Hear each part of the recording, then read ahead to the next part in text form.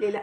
ما اقدرش اجيب خاتم دهب؟ لا، اقدر اجيب خاتم دهب، اقدر اجيب كل اللي نفسي فيه.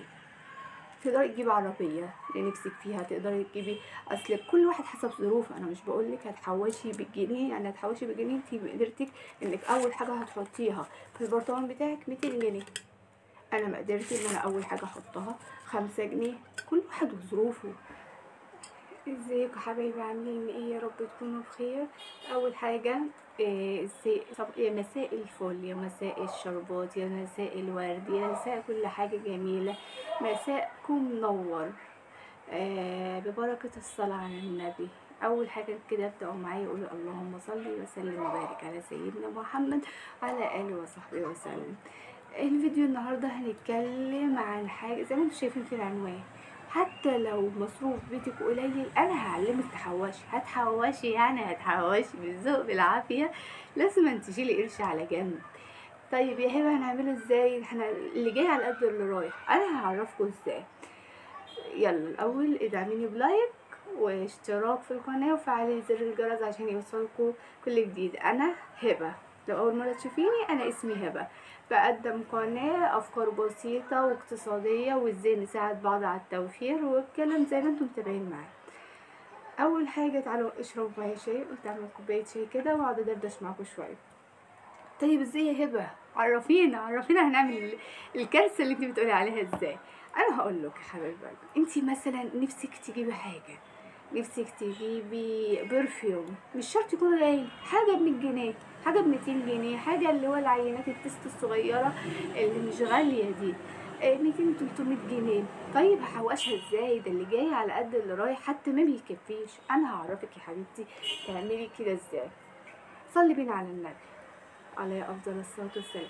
اول حاجه هنعملها، انتي مثلا انت عامله حسابك ان كل شهر تدفعي 200 جنيه ميه، 300 جنيه ميه، تمام؟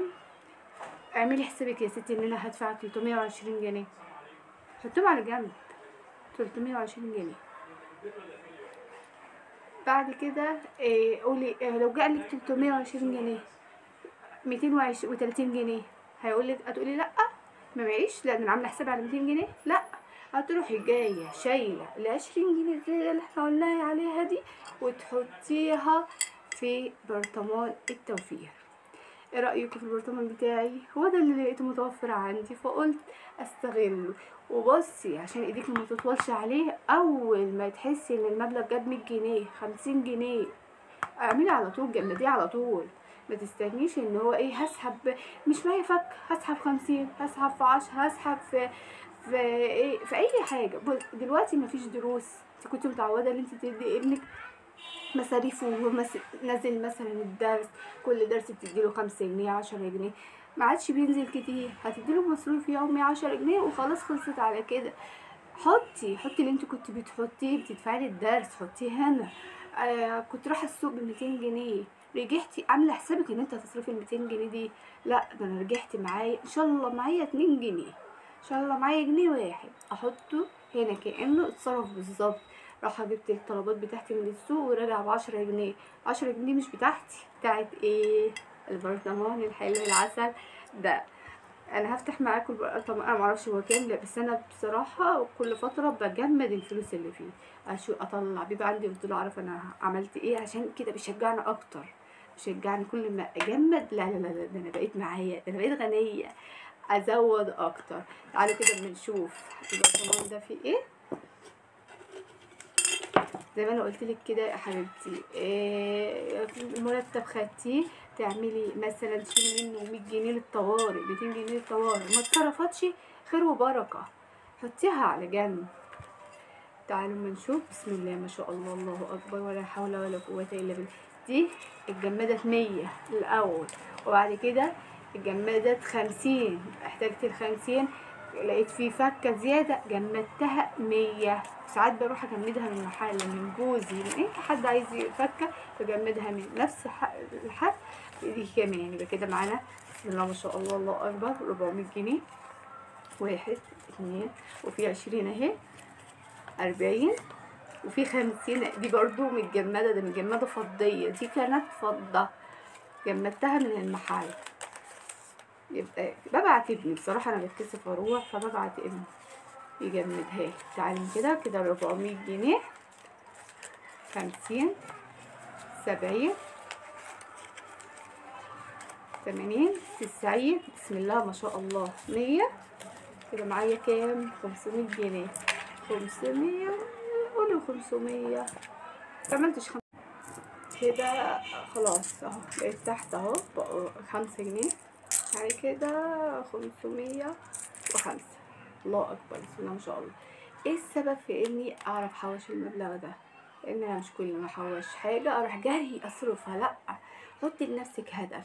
عايزه مثلا ادهن الريسبشن، عايزه اجيب، حتى لو عايزه اجيب مروحه، عايزه اغير الانتريه بتاعي، عايزه اجدد الركنه بتاعتي، عايزه انقل من بيت. في ناس بنوا بيوت من شويه فضيه، ده من الفضيه. حوشوا، بس مش حوشوا يوم ولا اتنين، لا، حوشوا سنين. فالخلاصة ان احنا نقدر في ايدينا، حتى لو مصروف بيتك بسيط، حتى لو هتحطي جنيه، هتحطي نص جنيه، هتحطي اي حاجة، اي مبلغ، مهما تكوني شايفاه ان هو مبلغ تافه وبسيط وان هو مش هينجز معاك، لا بالعكس. دي اول طريقة من طرق التوفير معانا. ممكن بتعملي جمعية، فاكرة الجمعيات بتاع زمان اللي هي بتتعمل ب5 جنيه في اليوم بتاع الاطفال. انت في بيت عيلة مثلا، اعملوا جمعية ب5 جنيه، تقبض كل 10 ايام هتقبضها، ولا كل شهر هتقبضيها مبلغ محترم، 500 جنيه. كل فترة الجمعيات دي بتخلص بسرعة لأنها بتتقبض كل 10 أيام، يعني 500 جنيه في 10، قولي مش هتكمل شهرين، هتتجدد، هتلاقيكي حوشتي مبلغ كبير. تجيبي لك خاتم دهب.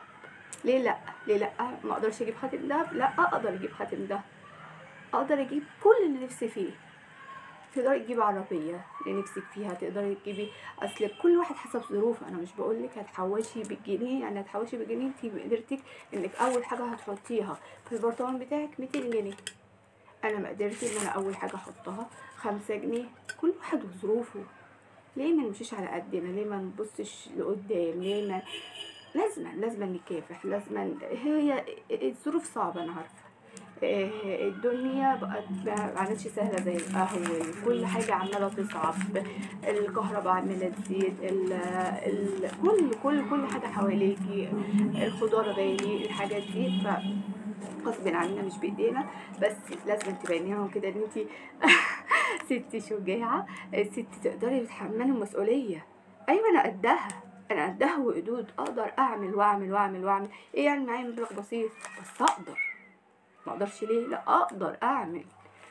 يا ريت لو وصلتي لحد هنا تدعميني بلايك، ولو اول مره تشوفيني تعملي لي اشتراك في القناه وتفعلي زر الجرس عشان يوصل لكم كل جديد. يا ريت تاخدوا بالنصيحه دي، هي دي حياتنا احنا. ما تبصيش اللي ديت لا ما بتعملش كده، لا، انا اعمل، انا اقدر، انا حياتي غير حياتك، انا ظروفي غير ظروفك. كل واحد يقدر يحوش حتى لو مرتبه بسيط جدا. انتظروا الفيديو الجاي، هعمل لكم ازاي. في واحده طالبه مني حبيبتي يعني ان اعمل لها ميزانيه 500 جنيه في الاسبوع، بس غدا بس، ما جابتش وقالت وعندها تموينها وعندها حاجتها، هي فلوس للغدا فقط. فانتظروا الفيديو الجاي، هعمله لكم، ويا رب اكون عند حسن ظنكم. مع الف سلامه يا حبايبي.